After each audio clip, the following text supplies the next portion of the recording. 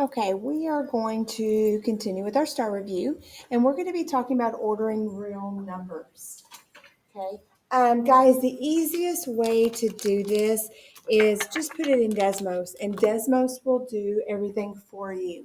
Okay, so they want us to know which list shows these numbers in order from least to greatest. Okay, that means smallest to greatest, smallest to biggest.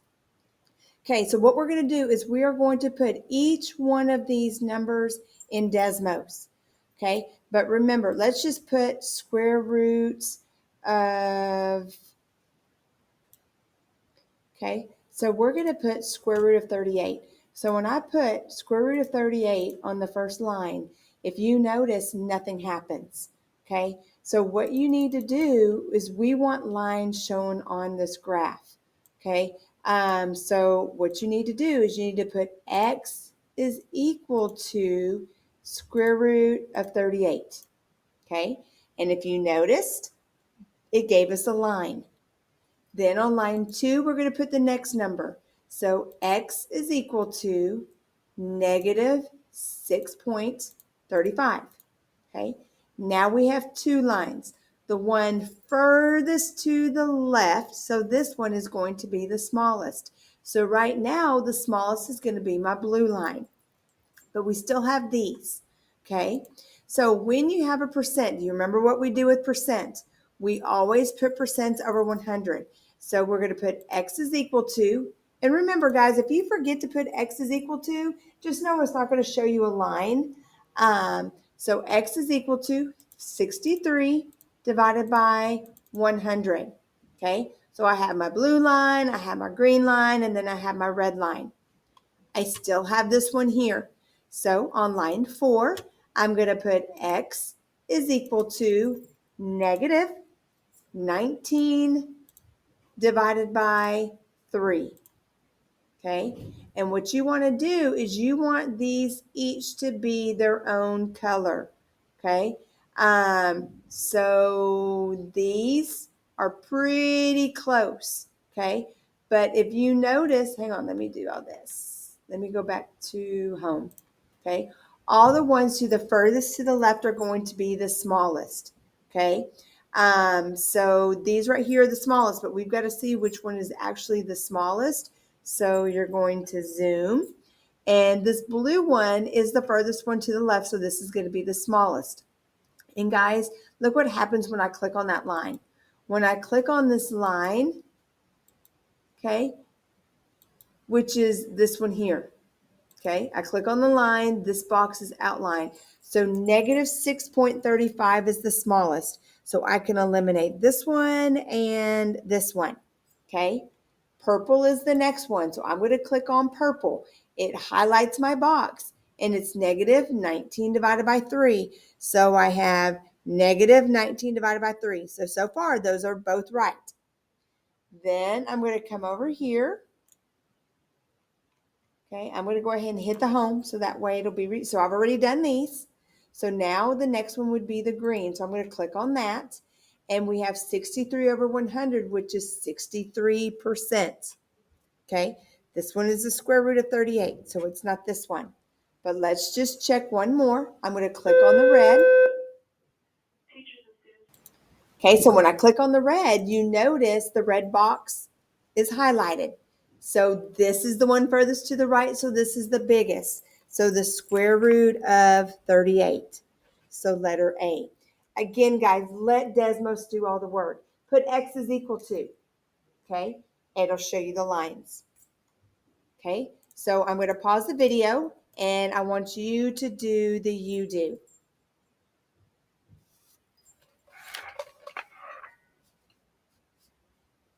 Okay, let's go ahead and look at this one. Okay, this one isn't actually telling us from greatest to least or least to greatest, but if you notice, they want us to put the times from fastest to slowest. Okay, fastest to slowest. So we've got to think about when we're racing. If we're racing, and let's say that Tommy can do a mile in 6 minutes, but I do a mile in 7 minutes. Who ran it faster, Tommy running it 6 minutes or me running it in 7 minutes. Okay, Tommy ran it faster. Okay, remember the fastest time is the smallest. Okay, so again, this is going to be least to greatest. Okay, because the slowest is the the slowest is the one that has the most, the biggest time. Okay, so again, we're going to put each one of these in Desmos. So let's see if you're right. So on line 1, I'm going to put x is equal to put that mixed number, I'm going to hit 12. I'm going to hit the space bar, then 1 divided by 2. Okay. And I'm going to hit home so we can see that line. Well, it's right there. Okay. But I'm actually going to change that color. I don't want to blend in with all the other ones. Uh-oh. Okay, so I changed it to red. Now the next one, I'm going to put in x is equal to 12.09. And if you notice, they're both red. So I want to come and I want to change this color. So you're going to hold it down and I'm going to make it green. Okay, so let's see. I have my green and I have my red. They're pretty close. Okay, now on line 3, I'm going to put x is equal to, then I'm going to hit 12, space bar, 2 divided by 5. And then my last one, I'm going to put x is equal to 12.8. Now, especially with races, guys, these are going to be pretty close. Okay, so I'm going to move this over a little bit so we can see. I'm going to zoom. Remember, we have 2 greens, so I need to change this one to, I'll do orange. Okay. The smallest number is going to be the fastest. This is the fastest, the smallest number, which is green. So we have 12.09. So 12.09 is Ellen. So I'm going to put a 1. And then the next one, I'm going to hit the blue. Blue box lights up or highlights it. So 12 and 2/5. So Steve got second. Third is the red, which is 12 and 1/2, which is Joe. And the one with the slowest time is the orange, which is 12.8, so Patty. So let's look. First place is Ellen, so I can eliminate those. Second place is Steve. So Steve is second place there, not Joe. So it's going to be letter C. We have Joe being third place. We have Patty being fourth place. So letter C. So remember, guys, when you are putting this in least to greatest or greatest to least, whenever you're putting them in order, remember, put x is equal to. Okay? Let's look at the one below it. Okay?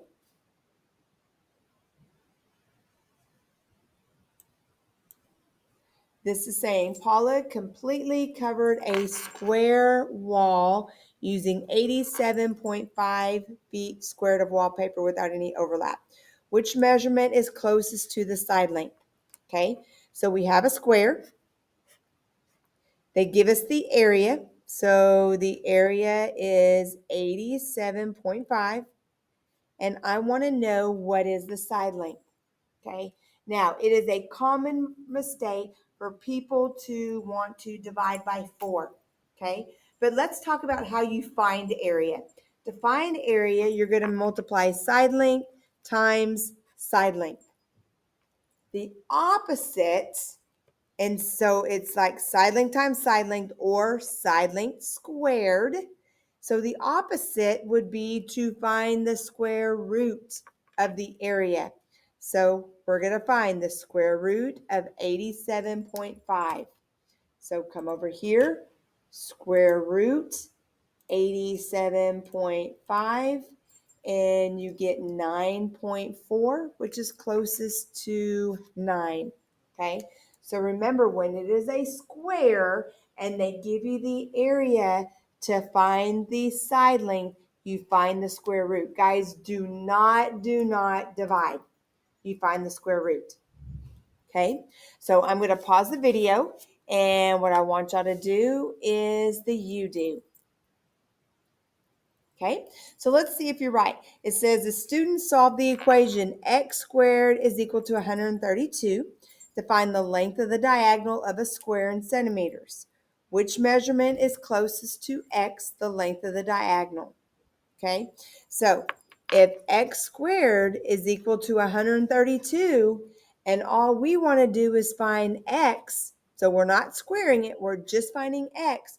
Remember, you do the opposite. So instead of squaring it, we're going to find the square root. Okay, so hopefully that's what you did. You found the square root. Oops, let me get out of that. Let's try that again. Square root of 132, and you get 11.5, which is closest to D. Again, guys, do not divide. You want to do the opposite. So the opposite of squaring a number is finding the square root. Okay, so turn our on the back. The next thing we're going to do is we're going to identify the point on the number line.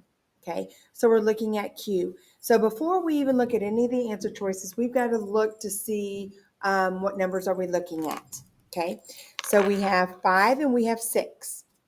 In between is going to be 5.5 or 5.5.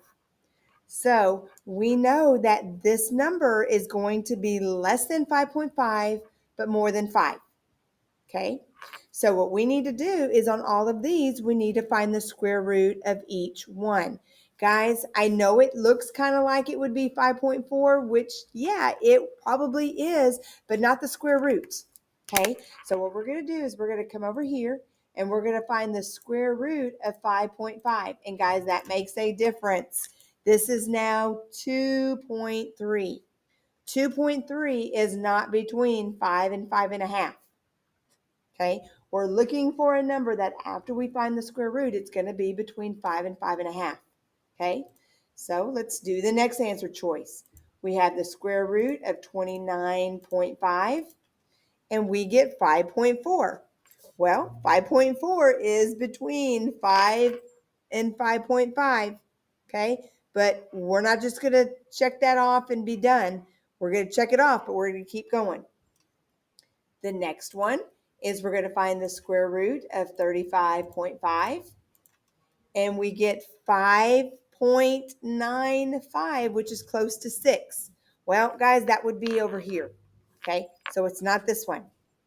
The last one we're going to do is the square root of 5.9. And guys, that is 2.4. That is not between 5 and 5.5. So the one that is 5.4. Not this one, but after we found the square root, it's going to be 5.4.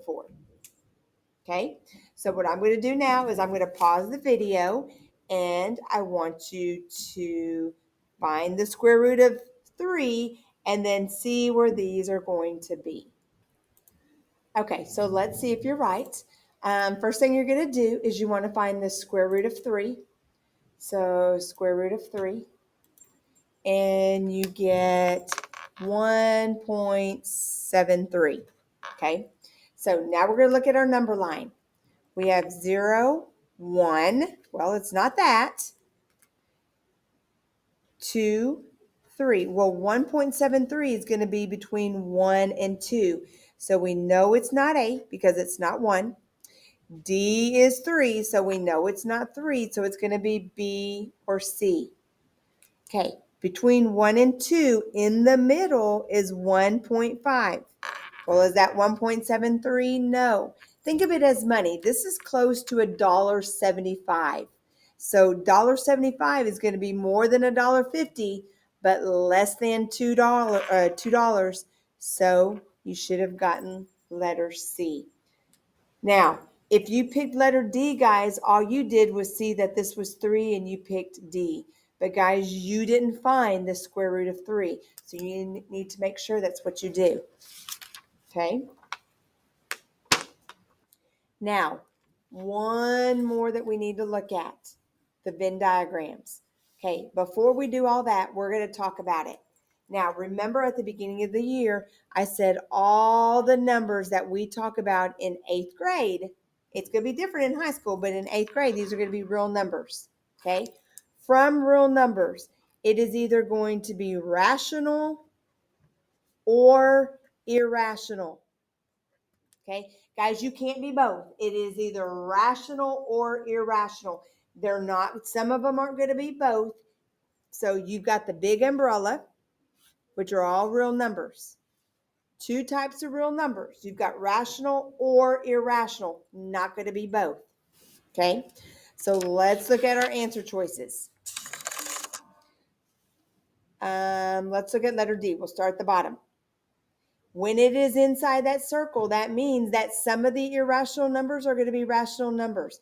Because it says, because all irrational numbers are also rational. No, it's going to be rational or irrational. Same with this one. This is showing us that rational numbers are in with irrational numbers. Okay, remember, all rational numbers are also irrational? No, it's either one or the other. Letter B is showing that some are going to be rational and irrational. No, it's either one or the other. It says because some irrational are also rational? No. They are going to be separate because rational numbers and irrational numbers have no numbers in common. There is a barrier there. It's either going to be rational or irrational. So letter A.